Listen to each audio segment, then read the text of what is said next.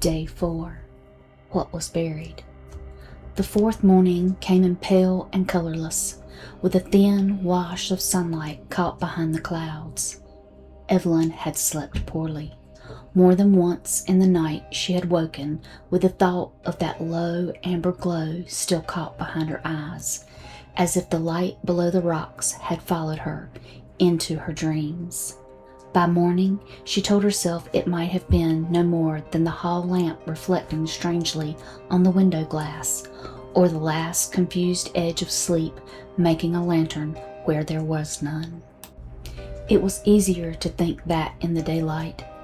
The tray in the kitchen made it harder. Aunt Mabel had left it near the back of the work table, not hidden, but not quite in plain view either. The frosted sea glass, the torn scrap, the ledger strip, the cloudy lantern glass, and the rusty fitting laid together in a shallow wooden tray. They looked less like a collection now and more like evidence waiting for someone to understand.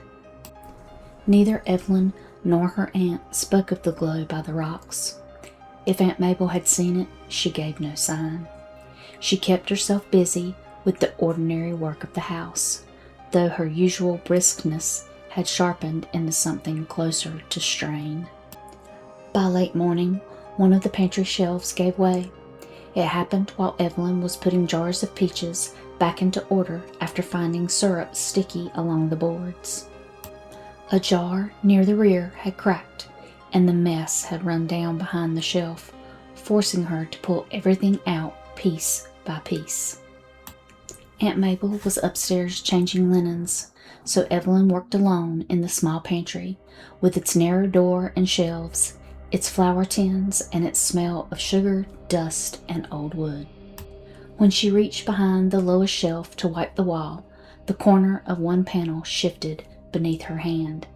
Evelyn stopped. The wood gave slightly when she pressed it again. Not much, only enough to show that it was not fixed as tightly as the rest. She worked her fingers along the edge carefully not to splinter it, and the panel loosened with a soft crack. Something dry slid down behind it and came to rest against the floor.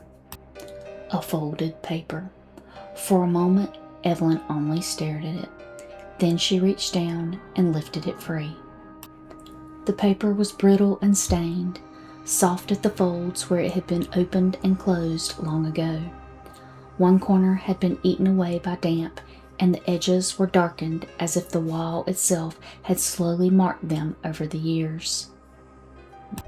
When Evelyn unfolded it, a house, some faded ink, and a broken line for the old path below it appeared across the page. Beyond that, the rough curve of the cove. Evelyn looked closer. Near the eastern side of the house, where the slope turned towards the rocks, someone had drawn a small circle. Beside it, in faint writing, were 3 words: warning, place, below. The pantry seemed to grow very still around her. The broken glass had proved there had been a lantern. The map proved something more. There had been a place for it, not on a random stone, not on a convenient ledge where someone had sat down a light and forgotten it. A chosen place, known well enough to be marked, and important enough that someone had hidden the knowledge of it inside the walls. Evelyn carried the paper into the kitchen. Aunt Mabel had just come in with an armful of folded sheets. She stopped when she saw Evelyn's face. "What is it?" Evelyn laid the paper on the table. Her aunt did not move at first. Then slowly she set the sheets aside and came closer. The moment she saw the little circle near the cove, the color changed in her face. "I thought it was gone," Aunt Mabel whispered. "The place?" Evelyn asked. Aunt Mabel shook her head, the knowing of it. Outside, the day had gone strangely quiet. No ravens or gulls cried over the roof. No wheels passed on the road. Even the guests seemed to move more softly through the rooms, as if the house had drawn the sound out of them without their noticing. Aunt Mabel sat at the kitchen table with the map between them. "There used to be a post there," she said at last, "or a frame. I only saw it once when I was small. My grandfather kept it mended, though I never understood why. By the time this house came to me, it was gone." "Gone how?" Evelyn asked. "Storm, rot, neglect. Take your pick." Aunt Mabel kept her eyes on the map. "Things vanish easily when no one wants to explain why they matter." Evelyn looked toward the tray of fragments, the sea glass and paper, the ledger strip, the lantern glass, the rusty fitting, and now the map no longer felt like separate findings. They had begun to lead somewhere. "And no one kept the light after that?" Evelyn asked. Aunt Mabel did not answer. She did not need to. By afternoon, Evelyn stood at the eastern window and studied the slope below the house. From above, she could make out the faint line of the old path, or what remained of it. Grass had swallowed parts of it. Loose stone had covered others, but now she knew where to look. She could see how it bent towards the place marked on the map. The warning had not been lost all at once. That was what troubled her most. It had been lost little by little, tucked behind walls, folded into ledgers, left in scraps no one could read fully anymore. A task forgotten because it was inconvenient. A saying repeated after its meaning had blurred. A place allowed to sink back into the grass and weather until it looked like nothing more than a shoreline. By dusk, the clouds had thickened again.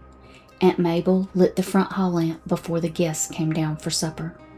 The flame caught quickly, then leaned hard toward the seaward windows, though every one of them were closed. Evelyn saw it. So did Aunt Mabel. Neither of them spoke. Outside, below the house, the old path waited in the dim light. And as we end day 4, we find that Evelyn has made a very important discovery.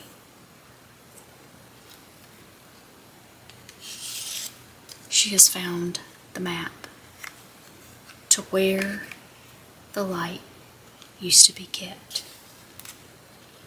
Who kept it and why is still a mystery.